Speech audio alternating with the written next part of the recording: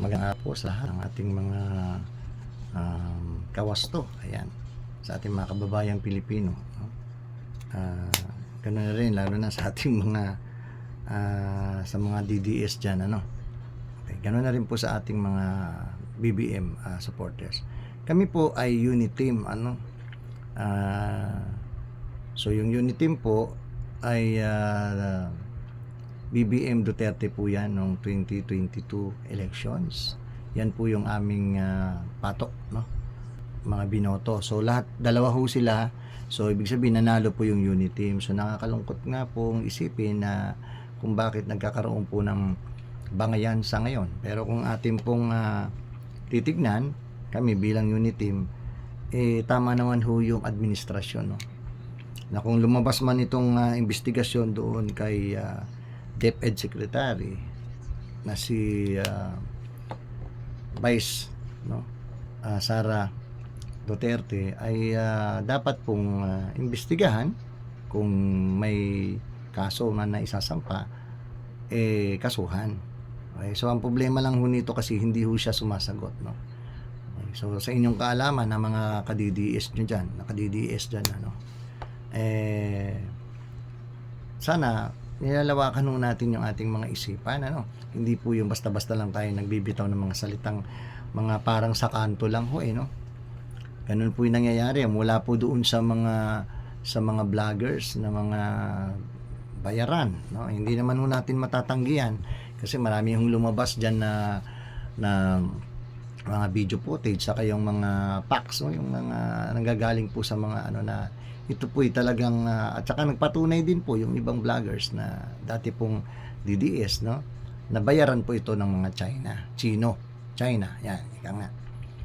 So ang overall po dyan na assessment ay talagang kaya po gumugulo yung ating bansang Pilipinas, rally dito, rally doon, gawa na rin po ng mga ganyan, no, usapin yung mga ganyang mga may mga trolls, no, may mga, diba, itong sunod-sunod o yung mga rally po na nagaganap sa ating iba't ibang parte ng bansa, no, na meron pong gustong ma-destabilisasyon, no, o yung alisin yung ating Pangulong Bongbong Marcos. So tanong ko lang naman po, pero I'm sure ang sasagot po ng mga DDS supporter dito for sure talagang negative, no. Para ho sa kanila, sarado ho yung isip nyo, guys, no. Kami bilang unit team po, hindi ho ganun ang mentality namin, Ako po, personally, Bisaya din po. Pero not necessarily means na kay Tatay Digong po ako, kahit po alam kong mali na, mayroon naman pong utak na binibigay ho sa atin yung Diyos, no. Sana gamitin ho natin. Unang-una, unless hindi ho kayo kamag-anak, dapat wala ho kayong wala ko kayong ganong pagpupursigi na suportahan yung isang taong alam nyong may talagang mali at mali. Okay, ayoko namang banggitin na kasi siyempre hindi pa naman napapatunayan, ano. So nandun na po si Tatay Digong sa dahig, no. At may nagsasabi din ho dyan na kinidnap daw po, no? Kinidnap daw po ang nasabing ating former President Tatay Digong, no, Duterte. Meron po bang kinidnap na isinakay ka pa sa isang private jet, no? Tapos naka-video pa. Ang daming social media, no, naka standby that day, no? At saka from Subic, naka-monitor na po yung lahat, no? Kaya how come na ito po'y walang proseso? Okay? Nakakalungkot kasi minsan parang sobrang talino po ng mga ibang tao. Parang bobo na ho ang labas ninyo, Hindi na ho kayo nag-iisip, hindi na ho kayo tumatanggap ng pagkakamali, no? Yung pagwawasto. Ang inyo ay inyo. Napakalinaw. Marami po akong nakausap, no, ng mga kasama, no, kaibigan natin, na hindi nga daw po nila binoto ito si PBBM.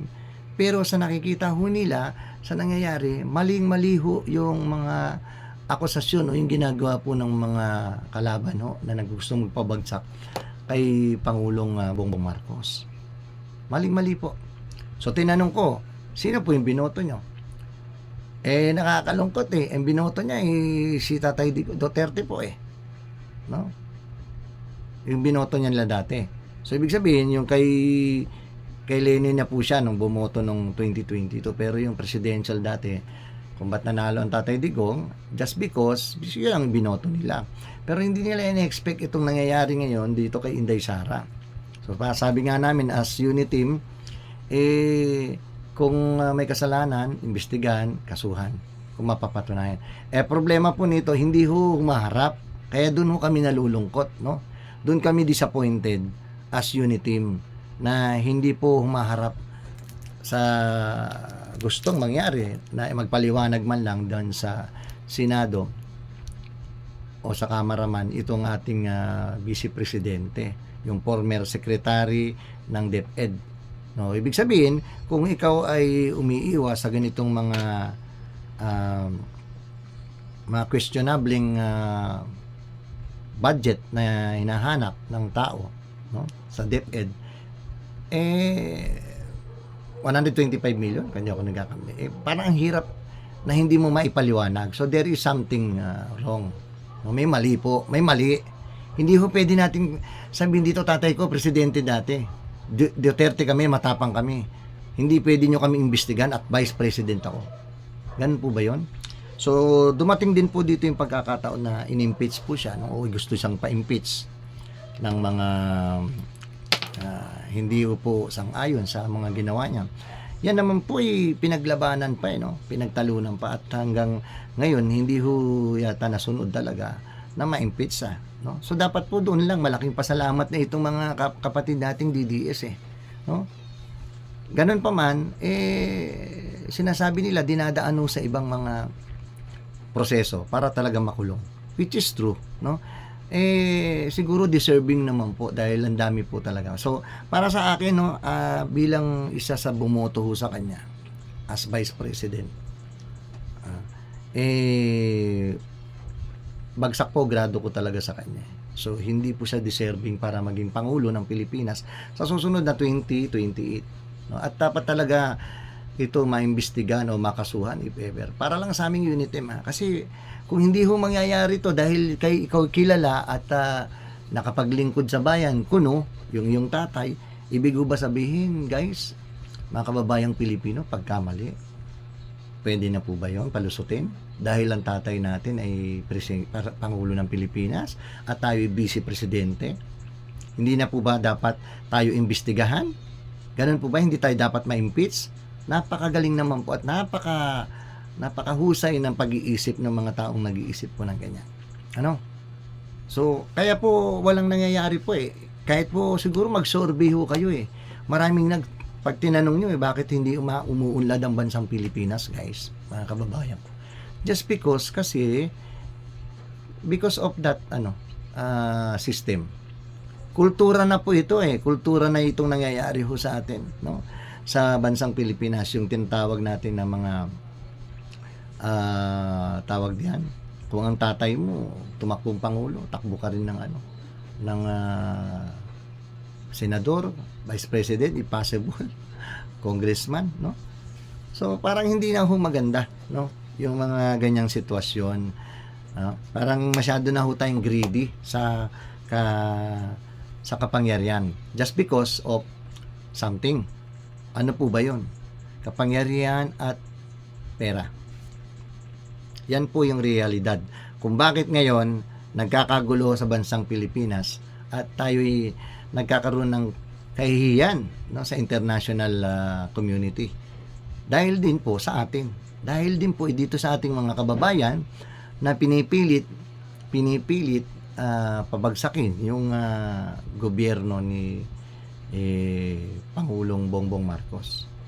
So dahil nga dito nga sa mga lumabas na natuklasan o na pag-iimbestiga ni Pangulong Bongbong Marcos at lumabas nga po itong mga kabilaang korupsyon, partikular sa DPWH, ganito po yung nangyayari ngayong kung paano po siya pagtulong-tulungan o yung pagkakampi-kampi nitong mga nasasangkot pong mga senador, congressman. Ilan po yung congressman na yun? Guys, maniniwala kayo mga kababayan, marami ho yan involved dyan, promise. Ilan po yung kongresista, total number po ng buong bansa, at ilan po yung senador? Ayaw kong sabihin na lahat ng senador dyan may anomaly din, no? Particular, siguro meron, pero maliliit lang pong porsyento siguro, no? Mahirap pong maghusga, pero nagtataka lang po ko kung marami pong nasangkot. Bakit naman po si Senator Panfilo Lacson talagang hindi naman po na-involved sa ganyan? Kasi kung tutusin, hindi nga po tumatanggap ng sweldo itong taong to, no? Kung hindi ako nagkakamali, si Tito Sen, ganun din, no? Nakakalungkot kasi talagang hindi uunlad ho ang bansang Pilipinas, magaling po. Hindi ho matalino, magaling. Iba ho yung matalino at magaling. Magagaling po ang Pilipino, pero hindi ako naniniwalang matalino. Hindi lahat. Meron lang mangilan-ngilan. Kasi kung matalino po tayo, lahat, o yung kasabihan, siguro majority, hindi ho mangyayari to, Particular itong mga congressman, siguro nga dahil sa matalino, no? Kung ating gagamitan ng pilosopiyang pag-uusap, kaya siguro nakakapagnakaw itong mga to, no? Yung mangilan-ngilan, just because matalino nga sila. Dahil kung bobo ka, matatakot kung gumawa ng isang bagay na to, no? So alam nila siguro kung paano palusutan yung mga bagay po na nangyayari po sa bansang Pilipinas. So yung kagaya niya, yung mga tinatawag nila na mga insertion yan sa Senado, no? Yung sa DPWH, napakadami po, no? Pinagbibintangan pa yung ating Pangulo na yung nangyayaring korupsyon ngayon sa kanyang administrasyon, which is wrong. Guys, unity team kami. Hindi ho kami bulag, hindi ho kami bingi, nakagaya po ng mga kapatid nating DDS. Nagtataka ho kami, mangilan-ngilan lang po kayo, sa totoo lang. Okay? Real talk lang, wag po tayong magagalit. Marami pong mali po sa pag-iisip po natin, no? Nakakalungkot po kasi para po sa amin, kung kayo po mag-iisip ng ganyan, mas lalo ho kami. Dalawa po involved sa amin, Yung dalawa po naglalaban sa amin, BBM Duterte, yung dalawa naming pato. Kaya dapat po mas lalo ho kaming kung tutusin, madalas nyo kitang nagko-komento or nag-aano dyan sa social media. Pero hindi ho, tahimik po yung mga unit team lang, Siguro ako lang ang unit team, tsaka sila manginang lingilan dito ang nagsasalita ngayon. Just because hindi ko rin humaatim yung mga banat ho nitong mga DDS nating kapatid. Medyo below the belt na po, Para tawagin nyo po yung isang bangag at adik yung ating Pangulo, masyado na pong kabastusan. Wag na po nating irespeto siguro yung kanyang pagkatao, yung kanya na lang pong siguro, no? Position bilang Pangulo ng Pilipinas.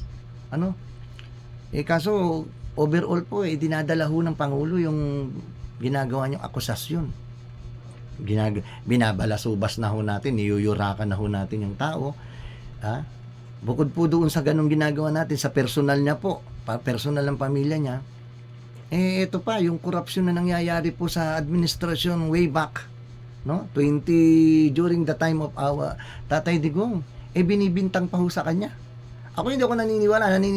Ito yung pinaniniwalaan ho namin, no? Kung doon po sa magagaling dyan, matatanda natin mga magagaling dyan nakausap, no? During the time na si Marcos po, yung senior, nawala po, ang kay Cory na po, doon na po nag-start yung mga korupsyon. Naniniwala ho kayo mga kababayan doon sa mga mahilig sa mga politics issue? Nung nangyari po yung mapaalis po si Ferdinand Marcos Sr., doon na po nag-start yung pandarambong, pagnanakaw, mga korupsyon nga ng kanya-kanyang, yung mga iba-ibang Pangulo ng Pilipinas, involved na rin po doon yung down the line. Siyempre, yung mga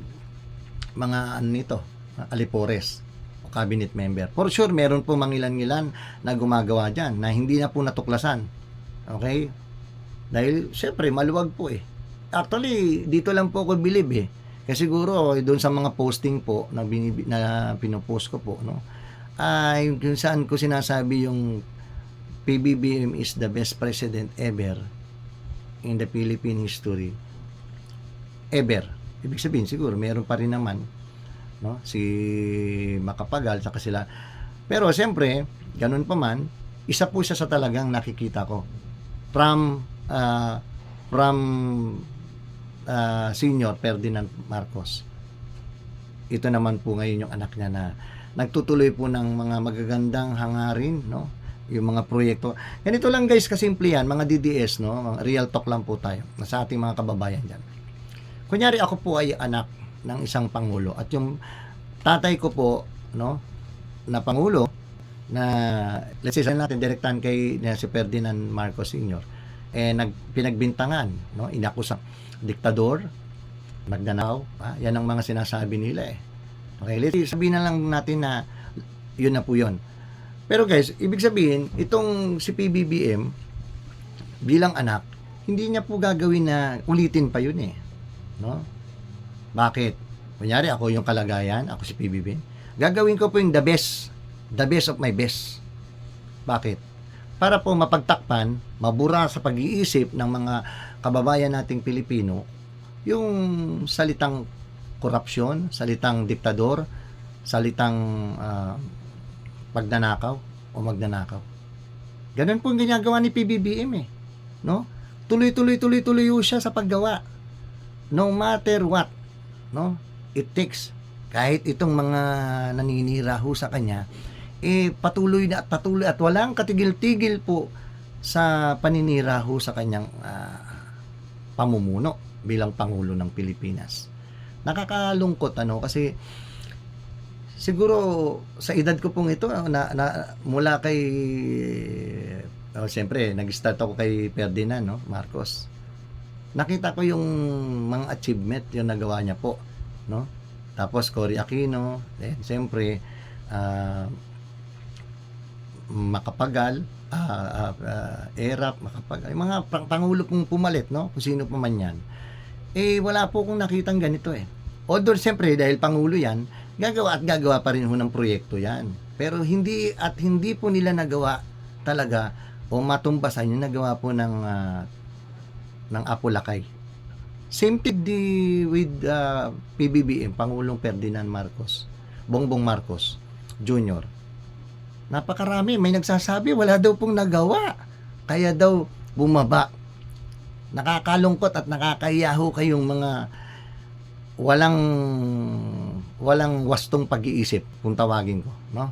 Pangit naman kasi sabihin ko yung dapat na para sa inyong tawag, pero kayo po talamak kayo, grabe kayo kung magmura, no? Sa mga kalaban nyo pagka PBBM ho mga Bongbong Marcos, nakikita nyo kung pagsabihin nyo nagpo-post, nababasa ko po, grabe ho kayo kung magsalita grabe nyo rakat magmura kay Pangulong Bongbong Marcos, no?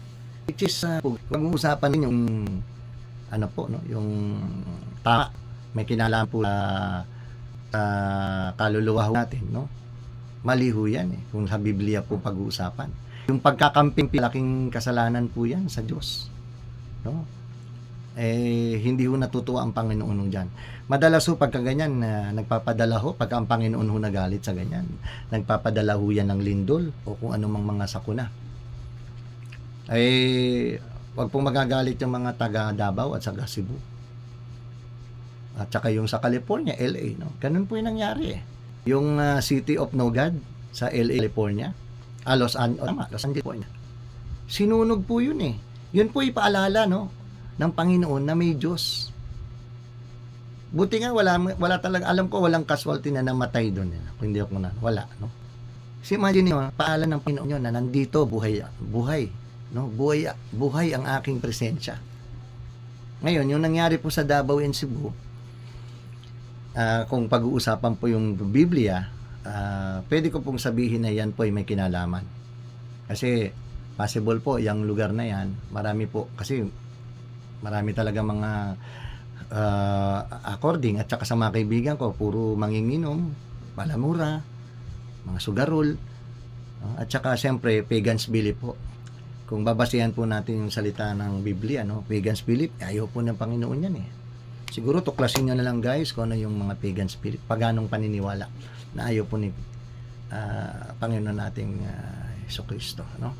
So yun nga yung sinasabi natin, no? Wag po tayong magkakampi-kampi, ayaw po yan. Ngayon na nangyayari po sa ginagawa ho nila kay PBBM, no? ay nagkakampi-kampi po sila. Ito po yung kabilaang panawagan ng pag-aaklas, no? Strike, no? Rally. Okay, so nakakalungkot nito kasi sumasali po yung mga religious group, yung ibang religious group dito. Okay, so itong mga to, tatlo po ito particular, no, na sumasali po sa ganito. Ito pong mga kapatid natin sa iglesia o INC, ito pong Jesus is Lord, at ito pong yung kay yung Kingdom of Christ, no, sa Davao. Siguro kung bakit po sumasali itong mga sama na to, kasi na-involve po, no, sa kaso yung kanilang si Tibuloy. Ay, ito namang ating pong JIL, Jesus is Lord, is si Joel Villanueva. Doon po sa nasasali o nasasangkot po siya diyan sa DPWH corruption. No, so nakakalungkot. At yung ating INC naman, siguro dahil po dito kay Senator Marcoleta.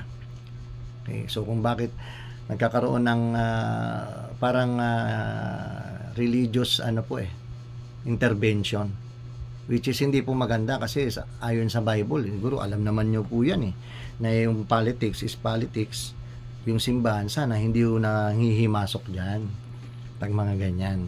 Okay, so nakakalungkot kasi pati sila po sumasali. Yung huli po, itong late, no, na nangyari po dyan sa Luneta, no, nagkaroon po ng isang malaking rally po yung ating mga kapatid na INC, no. Nakakalungkot lang po, at saka tinuligsa po ng marami yan dahil pinagsalita ho nila si Senator Marcoleta, which is nabahidan po ng politics o politika. Kasi kung talagang purely po yan, transparency yung sinasabi nila, sila lang po talaga dapat ang nag-uusap. So prayer, rally, no, ganun lang, na ipagdasal ang mga ang ating administrasyon na maging matatag whatsoever. Sana maalis yung mga corrupt, no, leaders at makasuhan. Yun po yung dapat Kaso yung para pasampahin yung isang political medyo naging issue po yon. Tapos nasundan pa ho ni Senator Amy, which is ito po yung isa po sa kokomentuhan natin, guys, no? Kasi hindi po maganda rin yun bilang isang kapatid mo. Kapatid na talaga, kung kapatid man, no? Kasi may lumalabas yung issue no, na daw po ni Lacson. So labas na ho tayo dyan kung ano man po yung mga personal o family po nila. Ang atin po dito, bilang kung talagang kapatid po talaga natin sa dugo, napaka mali yun, guys, mga kababayan, na para siraan mo sa madlang people, no? Tapos on air pa ho yung nagaganap pong ganyan na event, no? Para siraan mo, hindi lang yung paninirang below the belt na po, guys. Ako personally, may personal ding minsan away ang mga kakapatid. Normal ho yan 'di ba? Pero siguro matindi na yung napupunta kayo ng barangay which is yun nga lang po, mali na sana Dapat doon pa lang ho sa bahay nyo, pag-usapan na ho yan. Huwag nyo nang parating sa barangay kasi pamilya pa rin ho kayo. Pinagpipistahan ho tayo. Ito pa ho nangyari, no, na nagsalita si Senator Amy, no? Marcos doon po sa madlang people. So may mga nanonood pong milyong-milyong tao, no? That time Paulo masyado. Kaya po siguro kaya in return marami yung tumuligsa sa kanya at may rami pong tumulong doon na para pabulaanan o yung pasinungalingan, at saka at the same time binalikan ho siya ng ibang mga pro-BBM na hindi siya anak kasi may mga issue po dati way back ini-interview ni si Madam Marcos, ini-interview ni sino ba itong magaling na si Tita tawag ko doon, sorry po. Ayan, Monsod, yan. So in-interview ngayon nga kasama po yon sa issue, no, yung hindi siya anak mo.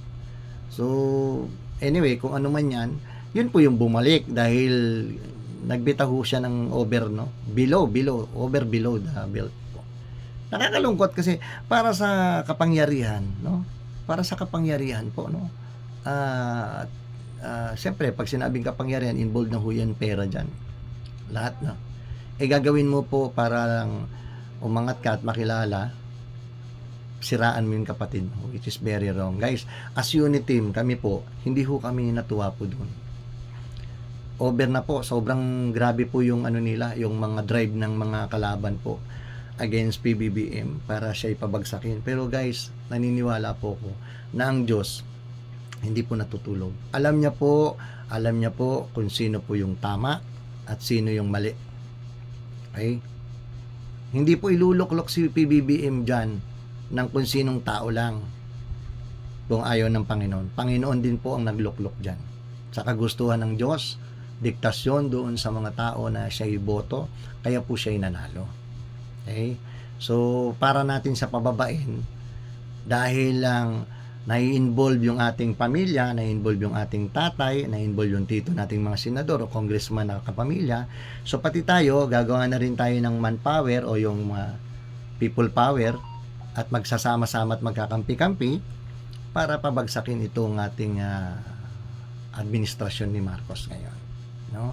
So yun guys, ang overall na napapansin ko lang o yung napupunan ni Kuya Kawasto. No? Kinumentuhan lang po natin yung mga nangyayari po, yung real talk lang po sa sitwasyon po. As unit team, hindi po para sa amin, hindi po kami natutuwa sa nangyayari po ngayon. Dahil dalawa po yung amin, sinasabi ko sa inyo, dalawa po yung aming pato or idol that time. Okay?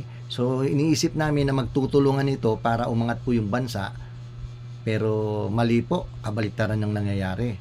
Okay? Ito pong si Vice Presidente na Sara Duterte ay walang ginawa po, no? Base din po at sa aming kaalaman, no, na naobserba na kung saan-sang bansa po namamasyal, no? Yung pera ng bayan na nagagastos, nalulustay, sasabihin niyang dinadalaw niya yung mga OFWs, pero just to parang siraan lang po yung administrasyong Marcos, which is very wrong. Okay? Inday Sara, nalulungkot kami as unit team na bumoto po sa inyo na ganito po yung nangyari. Kabaliktaran po ng aming paniniwala po sa inyong kakayahan, no? So, yun lang. Sana kasi kung nangyari po sa kay Tatay Digong ito, sana hindi niyo na po sinundan, no, ng mga kung ano mang mga issue na binabato sa inyo. Dapat madali lang naman pong sagutin kung hindi ho tayo dapat nangangamba. Kaso lang, yun nga lang, baka kaya naiisip ng iba na may mga katotohanan po. Kaya ang gagawin na lang natin ninyo para just to top up o para pagtapan ito, gumagawa po kayo ng iba-ibang mga issue o pagbibintang doon po sa administrasyong Marcos. Ngayon, nagkaroon po ng tinatawag nating DPWH na mga korupsyon. So nakisawsaw na rin po kayo. Kasi yun nga po, nakakalungkot kasi ang sa aming pagkakarinig, sa aking pagkakarinig, parang sino ba yung nagsabi yan? Parang na-involve din yata yung karamihan din po sa mga kapatid natin. Kapatid nyo po dyan sa Davao, no? Ayan, sila Pulong, tsaka sila dun sa mga yung congressman natin dyan, tsaka yung alam nyo na, kasi pinag-uusapan nun natin dito, budget, no? Yung sa DPWH na which is hindi po milyon lang, daang milyon, bilyon po ang involved dito mga kababayan, nakakalungkot kasi yun po realidad na nangyayari, napagtatakpan ng kaguluhan. Imbis na mag-focus po sa investigasyon at makasuhan itong mga to at mapalitan po ng maayos at matitinong mamumuno para umangat po yung bansang Pilipinas, tayong mga Pilipino ay magtulong-tulong sa wasto po, wag po sa mali. And I'm sure ito pong ginagawa po ni PBB Pangulong Ferdinand Marcos ngayon ay para sa ating po lahat. Makikita niyo po yung kanyang yung kanyang tawag dito, paglingap, no, sa kababayan niya. Kasi alam niya na po yung nangyari noong mga panahon way back sa kanyang tatay. Ay ayaw niya na pong maulit yon. Ang gusto niya pong mangyari dito is mapagtakpan yung mga parang naging akusasyon, no, yung sa kanyang tatay. Kaya pagbubuti niya, the best of all na gagawin niya is para sa bansang Pilipinas na mapaangat. Yung West Philippine Sea, inaapilahan niya po yan talaga. Pinalalakas niya po yung ating sandatahang, di ba? Kalakasan sa Pilipinas, yung ating mga diyan yung bumili po siya ng ibang mga matitinding mga fighter plane at saka yung mga frigates na yan. Which is yung panahon naman ni Tatay Digong, bumili din pero karamihan po nagbagsakan at saka karamihan second hand. So ito po, hindi po kami natutulog bilang unit team. Alam po namin yung nangyayari, kailan tahimik lang po kami guys. Kaya ako kung may nagpo-poso na siguro guys, yung mga nakakanood nito ng mga DDS, kung sometimes na nasasagot ko kayo at nagpapakilala kong unit team kami, kasi yun po yung katotohanan. Mas may karapatan ho kami magsalita para sa inyo. Kasi kami po mas nasasaktan kumpara sa inyo. Kayo isa lang ho kami dalawa po nadadamay sa aming pato.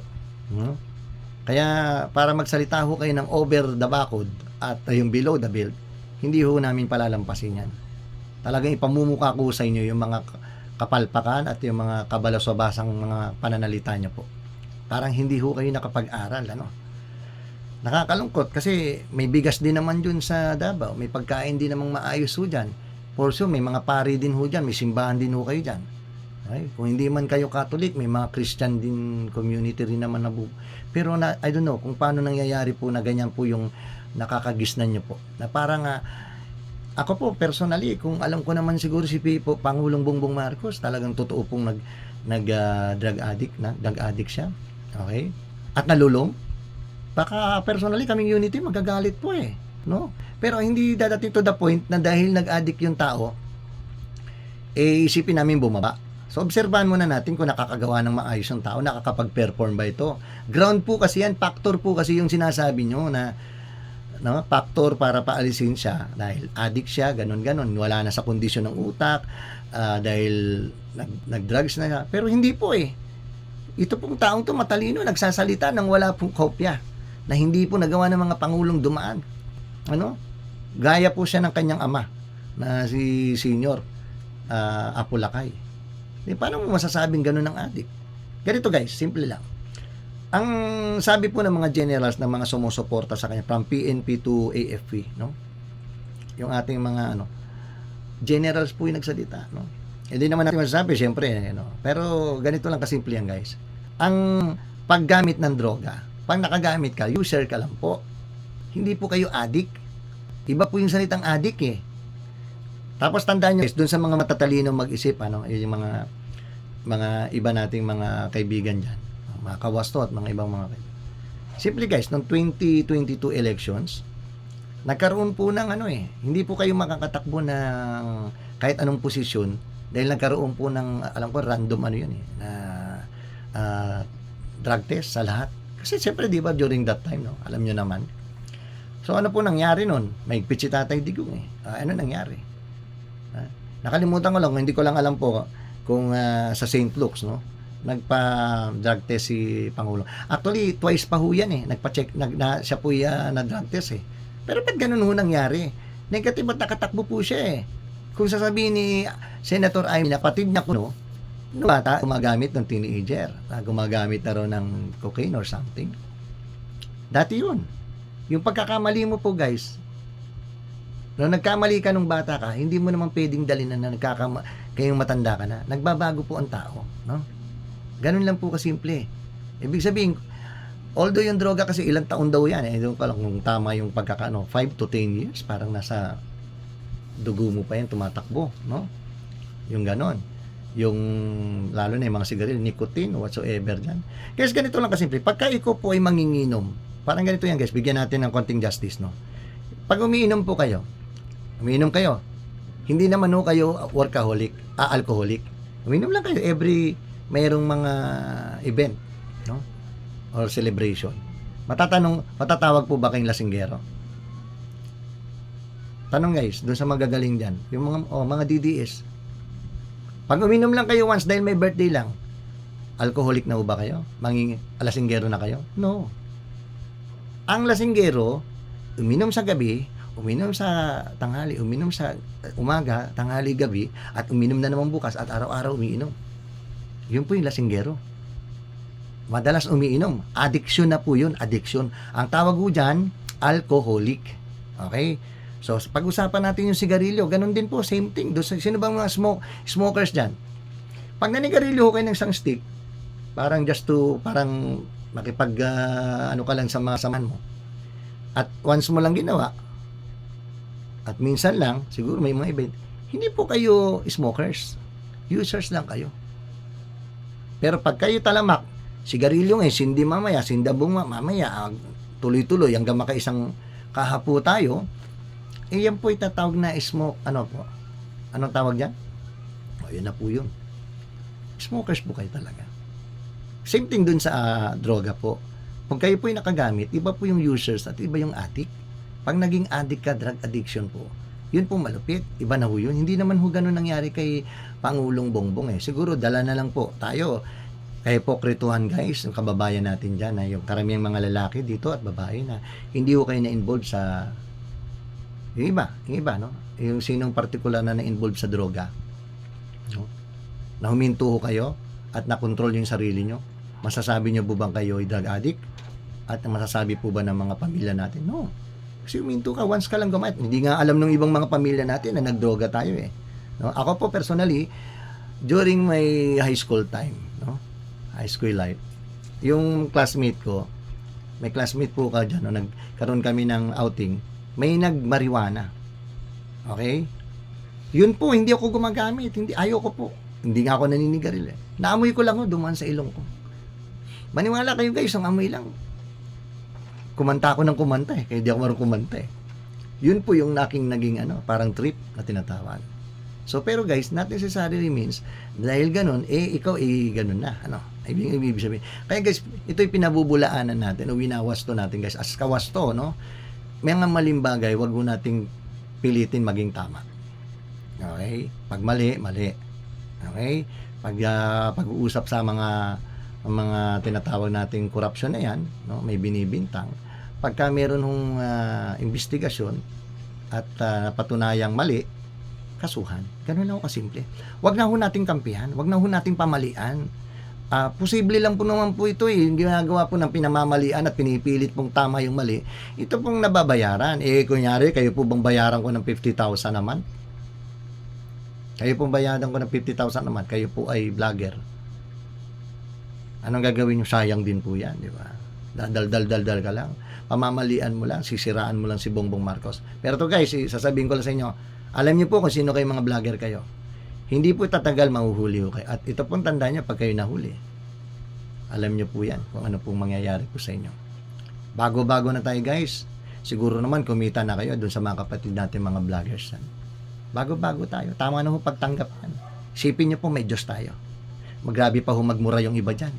Kung magmura ho, parang kala mo walang bukas eh. Kalang-kala nyo, parang wala ho kayong kamatayan. At pag kayo namatay, parang kala nyo, wala ho tayong pupuntahan sa langit. Parang ang alam nyo, impyerno lang talaga ang pupuntahan natin. Mali yun guys, So guys, ang atin pagwawasto lang naman.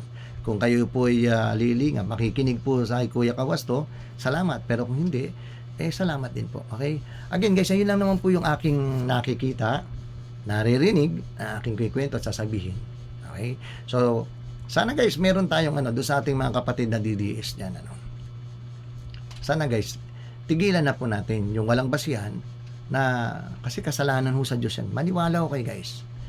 Ito, hindi lang po ito salita kasi may dadating po ang time na meron, naniniwala ho karma is real. Possible po yung pamilya po ng karamihang gumagawa ho nito, naghihirap po kayo. Nagkakaroon ho kayo ng kakapusan, meron po dyan natatanggal sa trabaho, meron po dyan nasisingil na ho kayo sa mga utang na tinataguan at natuklasan na po kayo kung saan kayo. Marami pong paraan ng Panginoon para po kayo ay usigin sa mga bagay na yan. May magkakasakit ho. Possible, may bawiin pa yung buhay sa isa sa pamilya nyo. Possible, kayo mismo, personally, magkaroon ng sakit na hindi po gagaling at maging dahilan ng kamatayan. Guys, totoo yan. Kung naniniwala ho kayo sa Biblia, okay?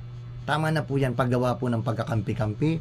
Wala hong kasalanan si Pangulong Bongbong Marcos sa inyo para ho kayo magsalita at usigin nyo po ng sobra ang tao at ang pamilya niya. Guys, kayo lumugar kay Pangulong Bongbong Marcos.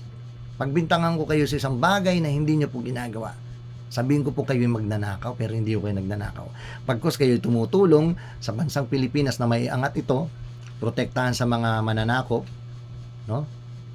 At paangatin yung ekonomiya natin. Pero ganoon pa man, puro na lang tulig sa ang natatanggap at pagbibintang. Ano pong mararamdaman nyo, guys? Yun lang po. Again, this is Kuya Kawasto, guys. Sana magising po tayo. Magandang araw, magandang gabi, magandang araw sa lahat. Ayun lang ang masasabi ni Kuya Meg. Siguro, ito po yung first time natin na medyo nag-vlog po tayo ng ganito para lang ho doon sa kaalaman ng mga kapatid nating DDS, no? As unit team, nasasaktan ho kami doon sa mga karamihan na pinagsasabi nyo. Kasi dala-dala po namin yung dalawa. Kayo lang po isa lang. Para ho kayo mas magaling-galingan sa amin, as magtali-talinuhan, pakita nyo po yung mga hinihingi naming basihan na naging magnanakaw, naging adik, o siya yung dahilan ng korupsyon sa bansang Pilipinas na ito. Guys, way back, Pangulong Tatay Digong Duterte, no? Doon na po nagsimula. Nagsimula din po at nagkaroon din po ng korupsyon sa DPWH. Pero pag-uusapan natin when it comes to corruption, panahon pa po ng naupo ang Pangulong Cory Aquino, no? Totoo po, doon na nagsimula yung mga kanyang mga cronies, alipores na magnakaw. Okay? Possible, nakakalungkot, patay na po yung karamihang mga alipores dyan. Pero siyempre, yun ang katotohanan na yung pagnanakaw, kaya hindi ho tayo umaangat, hindi tayo umaasenso sa bansang Pilipinas na ito just because of corruption. Sana maayos din po yung justice system natin. Mahal na Pangulo, kung ito'y maririnig, makakarating man kung saan yun dyan, yung pong justice system napakabagal. Sana basihan, kung ginagaya naman po natin dahil tayo ay known as great imitator, kung magagaya na rin natin yung batas sa Amerika o sa mga bansa dyan, gawin na rin natin. Simple lang naman po, kung pinagbabawal at hindi po ma-approve itong tinatawag na death penalty just because karamihan po magdadaan sa kamera. Kasi nga po, only to find out, ngayon po, sa aking pag-iisip, no, sa pag-iisip naming matitino at na nabubuksan ng pag-iisip at bukas ang isip, na kaya hindi pinipirma man o kaya ina-approve nitong kamera yung tinatawag na death penalty just because marami pong involved pala dyan na sa corruption. Possible, sila yung mabibitin dyan, sila yung mapapiring squad, sila yung whatsoever kung anumang death penalty means yung gagawin. Pangulong Bongbong Marcos, sana lang, at saka mga kababayan natin, no? Para lang sa akin, personal opinion, kung ma-approve po ito, dalawa lang po. Dalawa para sa akin, sa aking opinion po. Kung ma-approve yung death penalty, i-approve po to kung ma-approve, para lang naman po tuon sa mga talagang korupsyon. Yung heinous crime talagang ginagawa. Yung heinous crime, yung sobrang tinatawag na ho nating pagnanakaw sa bayan, no? Yung plunder. Yun lang po siguro, may mga certain din naman po siguro bracket na pwede nang isalang sa kamatayan. Kasi guys, naniniwala ko mga kababayan, pag ito na umpisan, isang sample lang po dyan, sample lang po, halimbawa lang po. Nakakalungkot kay Echeverry, no? Panahon ni Estrada, Pangulong Estrada ba yun? Kay Echeverry, siya po yung naging halimbawa, pero hindi nasundan pinutol kasi umapila po yung ating mga simbahang Katoliko, no? Sana guys, ganun lang. At saka yung ating mga simbahan ho dyan, anumang iglesia, sana wag na tayo nang himasok sa ganito. Okay? Kasi naniniwala ho tuloy yung mga karamihan, no? Kaya tayo nang hihimasok. Mayroon po tayong mga agenda. May mga sarili ho tayong pinoprotektahan, no? Hindi naman po natutulog ang mga tao. Alam po natin na meron ho talagang may pakinabang ho once na, no, kayo may pinanalo po kayo, binoto nyo po yung taong ito, may pakinabang ho, may suporta at may balik po sa inyo. Possible, may mga posisyon po na ipapasok kayo doon sa mga membro nilang medyo matataas, no? May katungkulan. Ganun po, realidad to, guys, tanggapin natin. Which is dapat yan po matanggal natin sa kultura natin. Deserving. Wag pong manghimasok yung simbahan. Doon po lang po kayo dapat sa mga spiritual na tungkulin nyo. Iwasto nyo po para mawalan po ng mga korupsyon. So sino po yung mga iglesia na involved doon sa inyong mga senador na mga membro o kung ano mang congressman at kayo po yung iglesia, matuto nyo pong disiplinahin, magkaroon daw ng takot po yung mga membro nyo, yung totoong aral po ng gagaling sa Biblia. Hindi po yung nangyayari po parang ginagamit na lang ho natin sasakyan o bihikulo yung iglesia, no? Yung mga iglesia na nagkalat po diyan, no? Sana po ganun po yung atin. Yan po guys, yun lang po yung maalay, yung una, no? Yung sa akin. Okay? Na hindi death penalty, wag niyo pong pakialaman. Sample lang po, halimbawa lang po. Ako po personally, Christian po tayo, Catholic tayo dati, pero ayaw ko rin po talaga kung tutuusin ng ganun kasi wala naman tayong karapatan. Pero sa nangyayari po, siguro naiintindihan naman po ng Panginoon, no? Yung mga bagay na yan, kung ikaw ay Pangulo ng Pilipinas o Pangulo kung anumang bansa, para gawin mo yung isang bansa, kagaya po nung Saudi, no? Middle East, Saudi. Ano pa bang bansa may higpit? Di ba? China, Korea. Saudi, alone na lang po, no? Pag nagnakaw ka, nang rape ka, no? Putol, pugot. Gawin mo sa Pilipinas yan, pagka may umulit pa, ewan ko na lang. Kaya aangat po aasenso ang bansang Pilipinas. Walang magnanakaw, walang manririp, walang mangungurap. Naniniwala kayo dyan mga kababayan? Okay, this is Kuya Kawasto, simpleng salita, pero po may tatamaan at tatamaan po. Katotohanan po yung sinasabi natin. Pangalawa po, na aking komento ko lang po, o yung aking pong gusto o sarili po mangyari sa bansa. Alisin po yung tax. Naniniwala po ko kay Kent Garcia.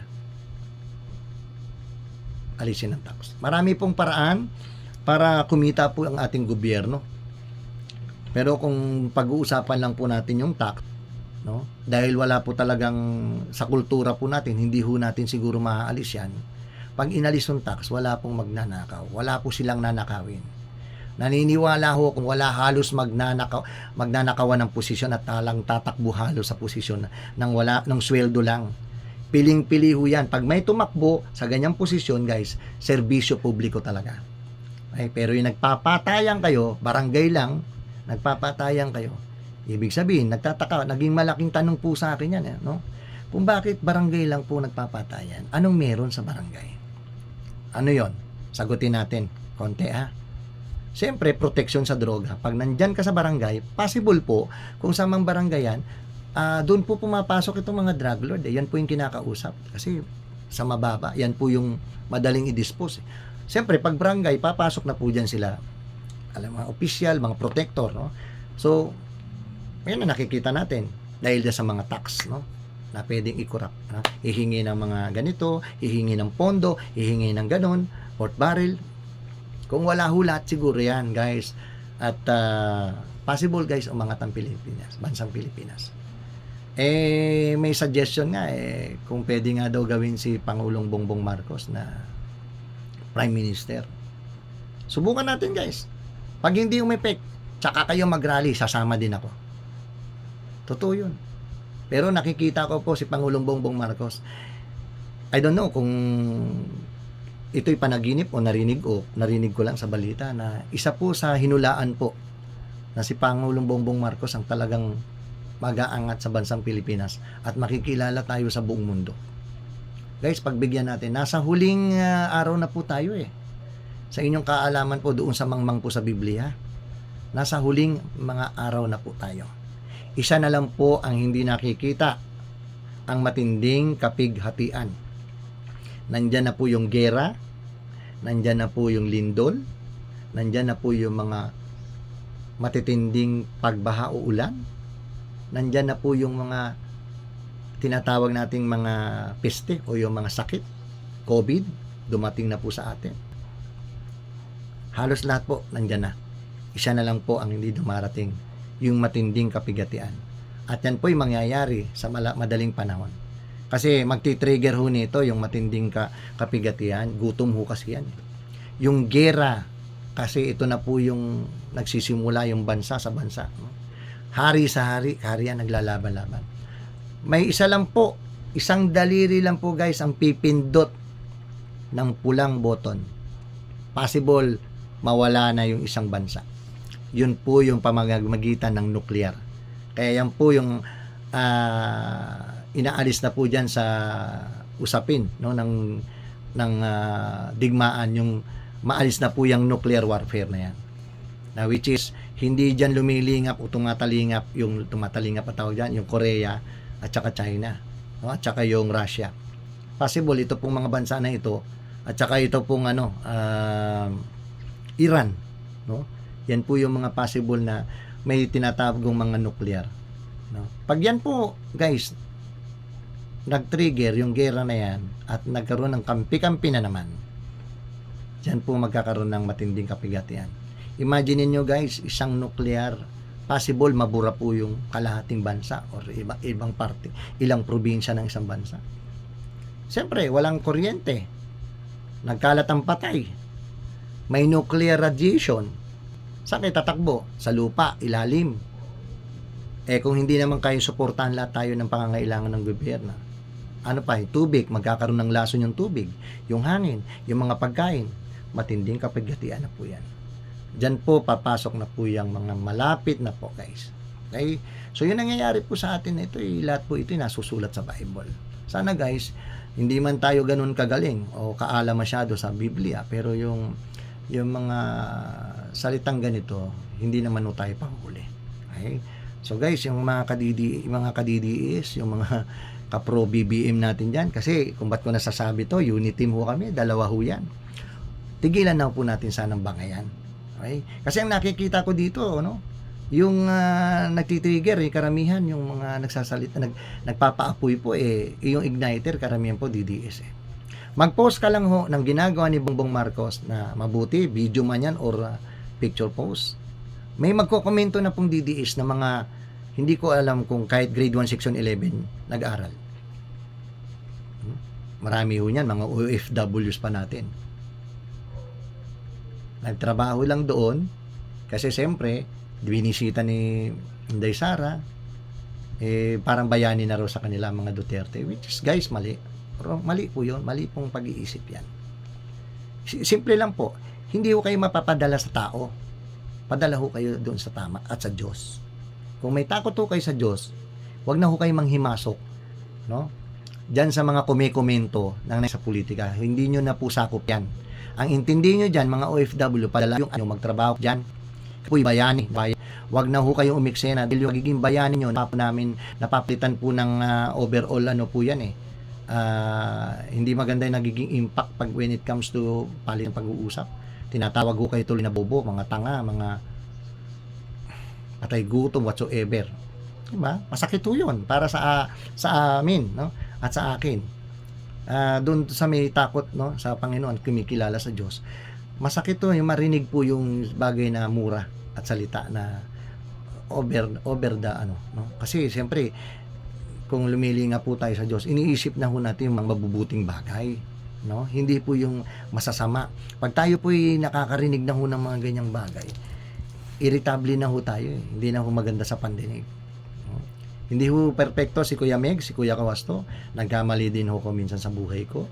At ngayon po, patuloy ko naman pong inaayos, winawasto natin ang buhay natin. Wala ho tayong perfecto. Hindi ho ko hipokrito.